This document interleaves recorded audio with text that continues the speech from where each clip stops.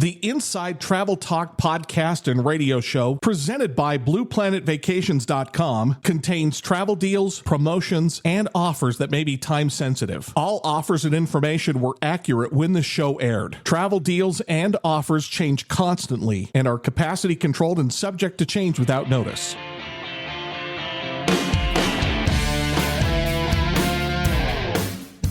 Explore your world. It's the Inside Travel Talk podcast and radio show, presented by BluePlanetVacations.com. Call or text the show now, 801-649-3700, 801-649-3700, and check out the podcast at InsideTravelTalk.com. And now, here are your hosts, Patrick Wiscombe and Mark Faldmo. Welcome to this week's version of the Inside Travel Talk radio show and podcast. We are glad you are listening. This week, we are going to cover 11 rookie Europe mistakes, our favorite shore excursions, and Rhine versus Danube river cruises. Let's start the show. We are going to focus on an article that we found in Travel and Leisure. Travelandleisure.com is where we're getting this. This was 11 rookie mistakes to avoid on your first trip to Europe. You're going to disagree with some of these. At least I'm going to assume that you are. Let's rapid fire this. Rookie mistake number 1 when visiting Europe, taking a cab. Yes or no? Why or why not? So this is one that I don't agree with. As we were talking about earlier, there's something to be said about convenience and time. This article points out most major European cities have reliable public transportation. Use it when you arrive at the airport. And I've done this a few times, taken public transportation. You come up out of the subway system, you're disoriented. You know you're within 2 blocks of your hotel, but you don't know where it's at. You don't know which direction. So, especially from the airport, I would always take a cab. Once you get a little bit of acquainted with the area, I'm all for taking the subway and doing stuff like that. But especially if you're not familiar, and from the airport, I would always take a cab or Uber, Lyft, whatever, something that gets you from point A to point B with no stops. Rookie mistake number 2, buying tickets late. And I'm going to assume that has to be like popular attraction stuff like that. Yeah. So this is one that I definitely agree with. Don't wait to buy your tickets to important attractions when you're there or just the day of. You always want to pre-buy your tickets. A good example is like if you want to go see the Vatican, go see the Sistine Chapel in the Vatican. If you show up, the line can be 2 hours long get in there. It wraps clear around the block. I'm amazed every time when I'm walking past all the people because I always get either set time or skip the line tickets that'll just get you right in at a set time. That's the way to do it. And there are so many places around Europe that are like that you want to buy the set time or skip the line tickets.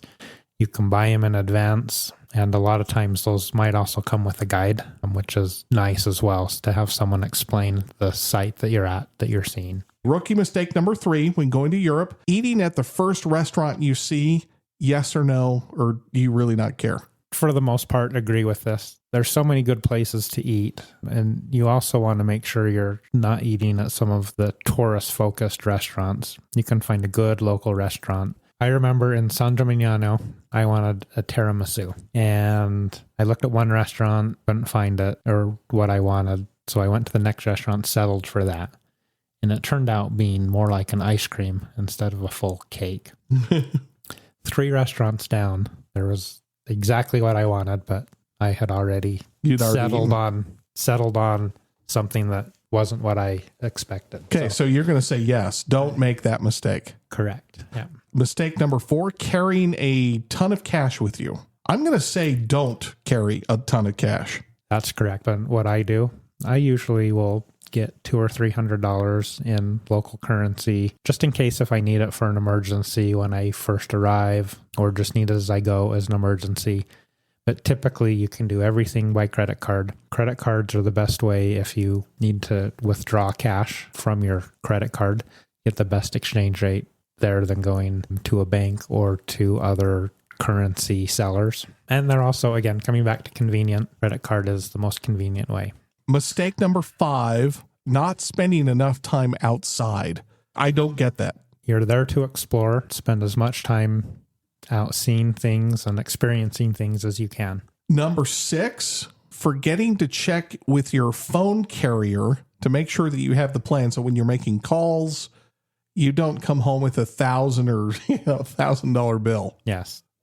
I'm sure you've seen that happen more than once. I've seen it happen a lot. And we were actually talking about this last week on the cruise ship. It's the same thing. Make sure you have an international plan on your phone. For instance, I'm with AT&T. They have a plan for $10 a day, gives you unlimited text, and buys down your international calling rates. Okay.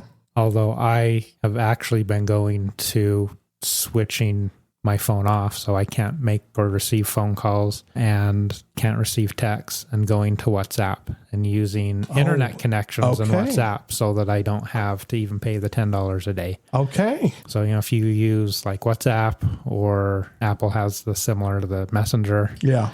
With Apple, you can just use, hotel Wi-Fi hotspots.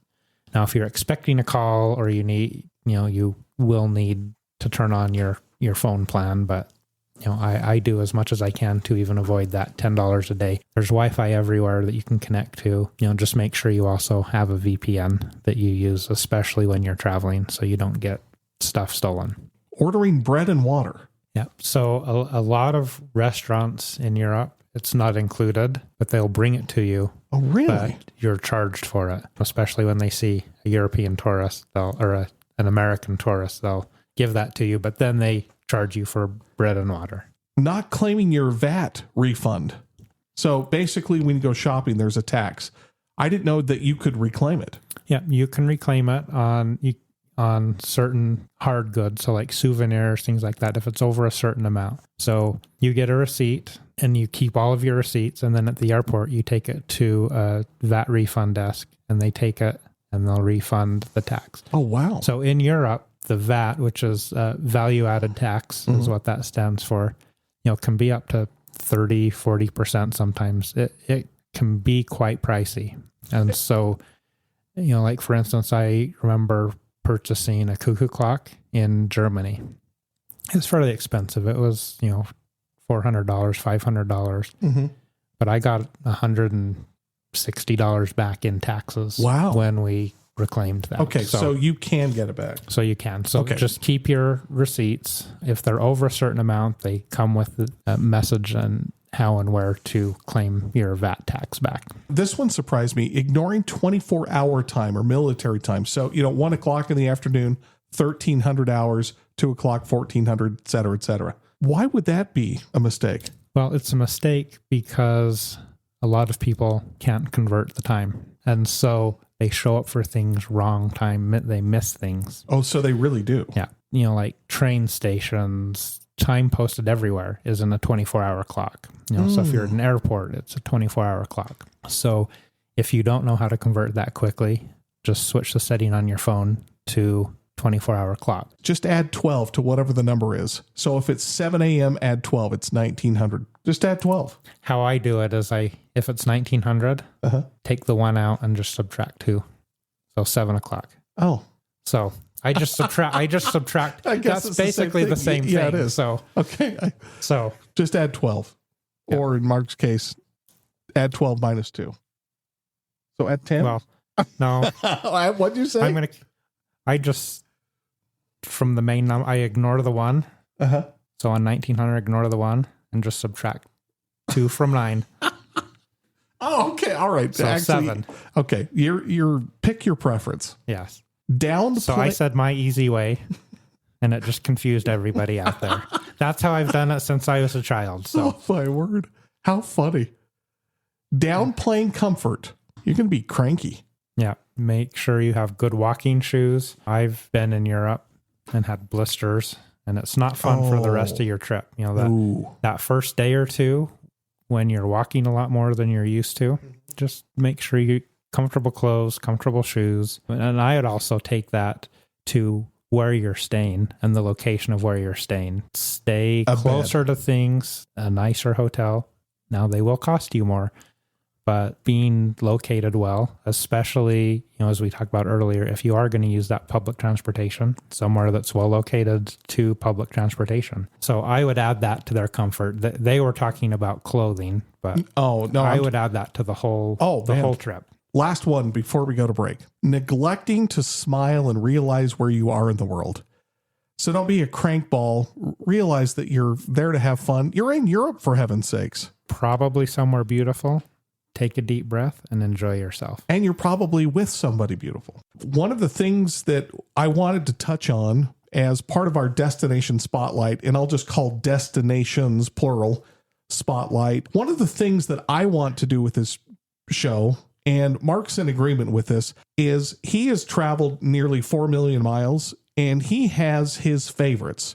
And so he came up with the idea of, how about if we just talk about some of my favorite shore excursions, regardless of the destination. Let's go top 5, maybe? Yeah. So what comes to mind? There's probably a top 10, but we'll talk about 5 of them today. I think one of my all-time favorite shore excursions is in Belize City, and it's called Lamanai, and it's a Mayan ruin, but it's a very isolated Mayan ruin. So once you get to the port, you take a bus about 45 minutes to a river, and then you take a speedboat about an hour and a half up the river. And it's tropical jungle. There are wildlife to see, and then you get to this little dock, you get off, and there's just a huge pyramid there. Really? One thing I like about this particular archaeological site is it does have facial big rock carving faces carved right into the stone. Wow. There are a few other places, I think up near Veracruz, there are similar structures, but this is just an area where it's just unique compared to other ones that I've been to. It has a nice big pyramid, and it's your boat of 15 to 20 people. Maybe 2 other boats will come, but you're really the only ones there, and you have a nice lunch, and it's so isolated that it's very nice. I would think that some of the fun in that whole journey is just taking the speedboat. How far do you go on the speedboat? I mean, the 45-minute bus ride and then the speedboat. I would think that would be part of the adventure. It is, and that is part of it, and you're about an hour and a half on the speedboat. Wow. Okay. And they have stops. They'll show you if there's a crocodile, they'll stop and show you that, and they just show you some things about the local wildlife and things. Never know what you're going to see. Wow. Okay. What's another one of your favorite shore excursions? Another one, and we talked about this a few weeks ago, but I want to talk about it again, is the Isle of Capri. So this cruise port would be the port of Naples. You take a ferry across to the Isle of Capri, and then just the layout and experiencing Capri is pretty amazing and unique. There's large lemons there. Oh, that's right. The lemons. Very interesting. You take a bus up to a place called Anacapri, which is on the very top of the mountain, and you take like a little ski lift up, and there's kind of a fort, church, something up there. Just an amazing, unique experience to go to the Isle of Capri. I remember you talking about the lemon heads. I think they were the size of volleyballs. Yes, does that sound right? They're up there in size, yes. Let's go to your third favorite shore excursion. And that would be in Kotor, Montenegro. And it's Our Lady of the Rocks, which is a church that's out on a man-made island. And the island is dedicated to all the seafarers that were lost at sea. So whenever someone was lost at sea, the legend is they'd go out to this location and drop a rock. And eventually it became an island. And it's really unfortunate. Built a little church on this man-made island in the middle of the bay. And also getting to Kotor, Montenegro is, I think, a top thing to do for any cruiser. It's sunken river, and it's called Europe's Southern Fjord. And so you sail up, there's little villages, and I remember doing it early one morning with the mist and everything, churches on the side of the fjord, and just amazing. Very similar to Norway. Not quite as spectacular, but similar. And then to get to Kotor, this little walled town, is amazing. If you like by Christmas related things, I think one of the best Christmas shops in the world is located in Kotor, Montenegro. It's kind of sad that there's that many people that have passed away, that they got an island out of it for all the rocks that they put in there. Yeah. Wow. So, and that's the legend. Sometimes you don't know how true legends are, but that is basically what that island is dedicated to. The little church, and they only allow 15 to 20 people at a time on the island. Oh, small. And so you're there. It's literally probably 40 feet by 300 feet. It's a small island. What's your next favorite shore excursion? Well, let's go to the other side of the world and go to Moorea in French Polynesia, Tahiti, and it's swim with the sharks. I would do this in a minute. Yeah. So this one I love. You go on a cruise in the lagoon.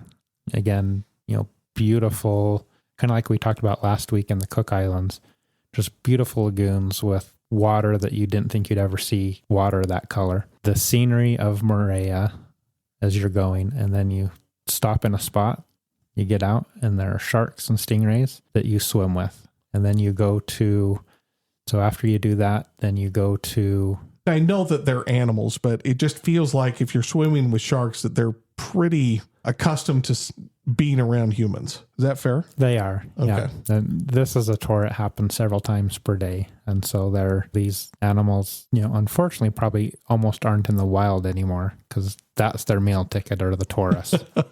So they're more like it's a domesticated shark. Yeah. So, but very interesting. And then, after you do that, you go to a motu, which is an island, a little kind of private island, and you have a nice lunch there. So I think should be on everybody's list, whether you do it on a cruise or you just go to French Polynesia and do that there. What's your last favorite shore excursion? The last one will go to Jamaica, and I like this one because it's really relaxing. Bamboo rafting. And so what they do is they take big bamboo logs, they tie them together and make a raft. And then you have a raft driver. Wait, you don't make it yourself. You don't make it yourself. Okay. I was like, no. Uh-oh. So they do that. And then it's kind of it's a laid back, kind of more romantic thing to do. Do it with your significant other. And you float down the river with an amazing Jamaican guide. Tells you about the area. How long are you on the water, roughly? About an hour to an hour and a half. Okay, so it's not that long. Yeah, so you float down. How many people are on the raft? 2. Oh, that's it. Well, 3. There's 2 plus the driver. Okay. And so I love that one. Sometimes I'm not into the action adventure things, and it is so laid back. I enjoy just the relaxation of that. Let's continue your favorite shore excursions. You thought of 2 or 3 more that you wanted to share with listeners? Thought of 3 more. Okay. Thought we'd add these on to the list. All right. So we have 5, and now we're going to go plus 3. Yeah.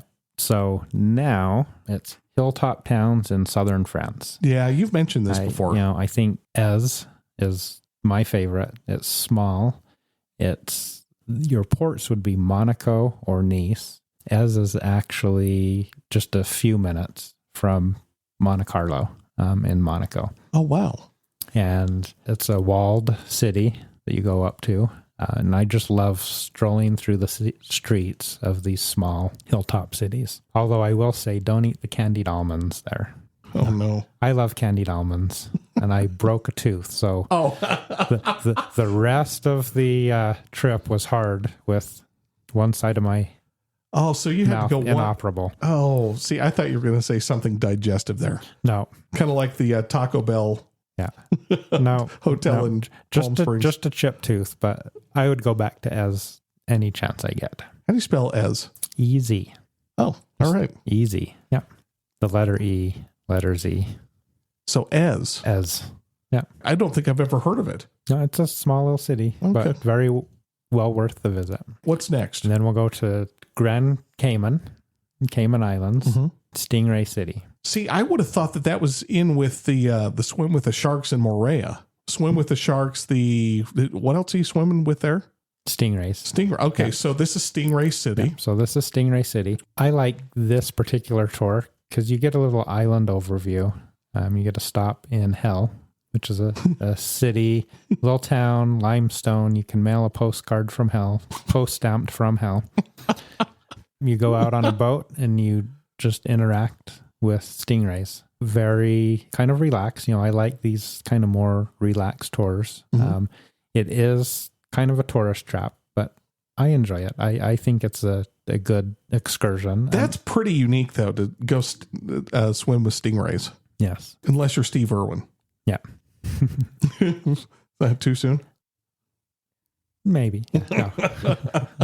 All right. What's your last one? And then the last one is Peggy's Cove, Halifax, Nova Scotia. Peggy's Cove, I think, is one of the most picturesque lighthouse.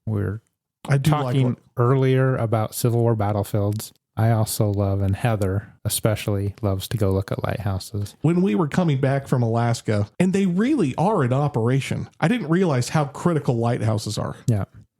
So truly. I don't know for other people, but for me, it's growing up on Peach Dragon. So what? The Peach Dragon. Peach Dragon. Oh, yeah. I thought it was a dessert. No, the lighthouse in Peach Dragon. So always fascinated me. But going back to this particular one, I think Peggy's Cove, the town, the lighthouse, the village, and the lighthouse are beautiful. Would you live in a lighthouse? I think I'd like to spend the night in a lighthouse. Okay, there we go. I don't know if I'd live there. It can get pretty harsh. Yeah, I guess it can. The only reason I bring that up is after being on the sea, Seattle to Alaska, back to Seattle, we got to see a lot of lighthouses. And it was one of those things, since we grew up in a desert, mariner terms and all that stuff has been a little bit foreign to me. I didn't realize how important lighthouses were until you're on a ship going, oh, okay, there's the coast. Shows you where you're going. I know that you're a fan of the band U2. Yes. I was reading Bono's book called 40 Songs, One Story, and it was written and read by Bono. And one of the things that he did with his wife, Allie, for a time was they actually lived in a lighthouse. I didn't know you could live in a lighthouse. I thought it was more kind of a job destination, not a living quarters. Just kind of fascinating. Yeah, that's interesting. I wanted to address a text. We got a text from a listener a little bit earlier this week. Her name is Kipu, and she had a question about river cruising and wanted to know whether she should cruise the Danube or the Rhine rivers. And I know that this is exactly the question you could answer. My question would be yes. But yes. If you're deciding between both, they both have their pluses. I would do both. The Rhine has more castles, and the Danube, I think, has a little bit more history.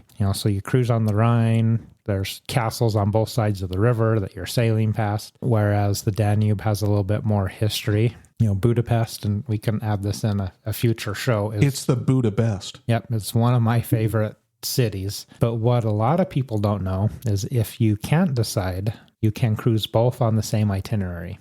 Oh, so now we're talking. Europe, the rivers of Europe are connected through a system of canals and locks. You can actually cruise from the Black Sea all the way to the North Sea. Really? Through Europe, through connecting rivers with canals and locks. So basically the ship goes in, they flood the lock, it raises the boat. It raises the boat or lowers the boat. And so, again, you can get anywhere in Europe by river. That is interesting to me. There's a grand European river cruise that starts in Amsterdam and ends in Budapest, and you're actually doing the Rhine and Danube on that. Okay, so let's go there for a second. So you're saying either or, depends on preference. You can do both, but which one should she book, and when should she go, and what do we have for Kipu? I lean a little bit more towards the Danube. That's a personal choice for me. I really like the Danube. That would be my choice. I will say they're both good choices. I don't think you can go wrong with either one. As far as the time to go, if you're concerned about price, last week we talked about peak season and off season and shoulder season. The river cruises kind of take the off season dates off in Europe, so they don't do a lot in because of the weather. In December, January, February. It'd be very cold. Yeah, so there are some that go, but they really take those off. So the cruise season is really March through December. They do, a lot of them have Christmas market cruises, which go in December, which are pretty special and unique. But then they take January and February off. Your best dates to go are typically March and November. Okay, so it's still off peak, so you're going to get a better price. You'll get a better price. Well, that is our show for this week. Thank you so much for listening. We'll be with you again next week to talk about travel.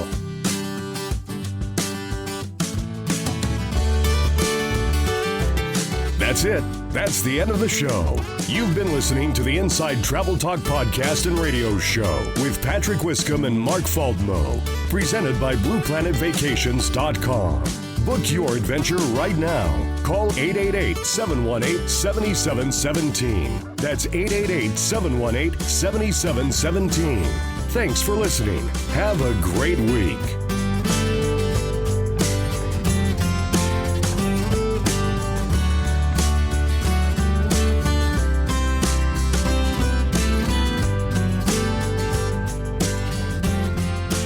Inside Travel Talk is brought to you by Ama Waterways. From castles and capitals to vistas and villages, visit some of Europe's most remarkable sites and cities. The award-winning and family-owned river cruise line, Ama Waterways, offers a wide variety of unforgettable itineraries along Europe's iconic rivers, perfectly suited to every traveler's interests. Whether you are passionate about music, history, architecture, or enjoy the finer things in a Europe river cruise on Ama Waterways is the gift that keeps on giving. To set out on your own river cruise journey, contact Blue Planet Vacations at 888-718-7717 or blueplanetvacations.com.